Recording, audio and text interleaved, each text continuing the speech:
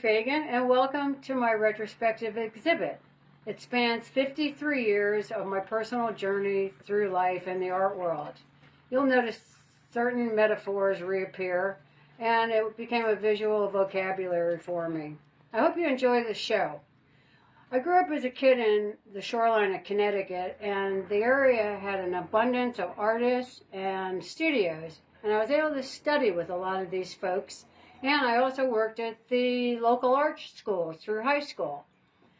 After high school, I went to Southern Connecticut State University and was an art major and graduated with a BS in art education. I got a job teaching elementary art, kindergarten through 6th grade for a couple years. It was so much fun, but I really wanted to be a painter, so I left teaching. And I painted and painted and painted and exhibited at outdoor art shows, where I noticed a resurgence of stained glass. And it caught my eye, and I went to take some lessons. And the woman said, "There's a new company in Portland, Oregon that's making glass, like Tiffany would like, small sheets that were just gorgeous, hand-rolled glass." One of the 3 original founders wanted to rediscover the ancient techniques that man learned how to make glass around 2500 BC. Bullseye became the first company to make a line of colored compatible glass, and the fusing movement began. I was in wholeheartedly. I never thought I'd leave my easel.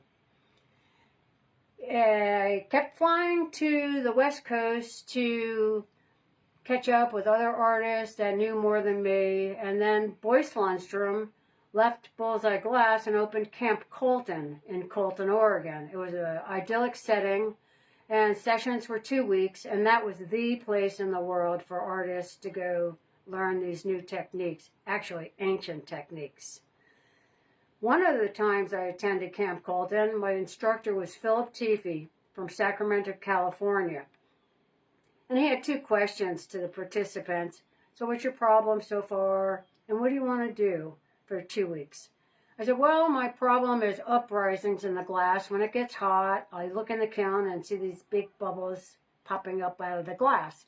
And he said, oh, we'll just fire on fiber paper from now on and you'll never have another uprising. I said, oh, that's worth the $2,000 it costs to come here.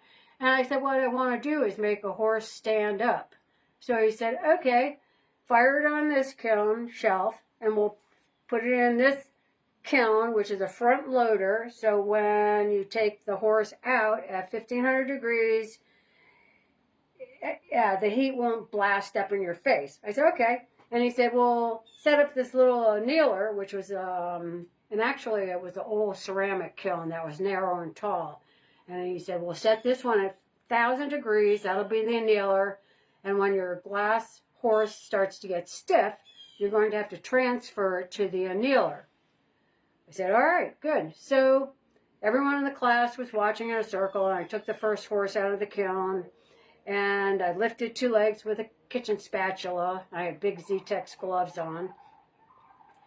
And then as the glass started to stiffen a little bit, he said, okay, grab it now with your hands and get it to stand up. So I did. It was great.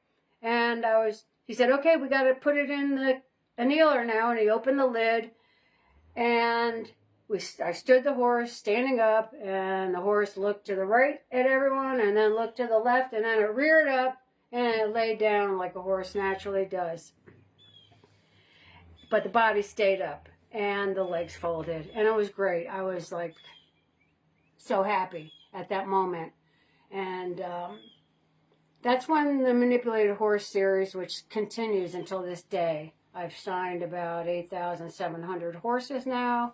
And the series will continue. As you can see, it's not the only thing I've done.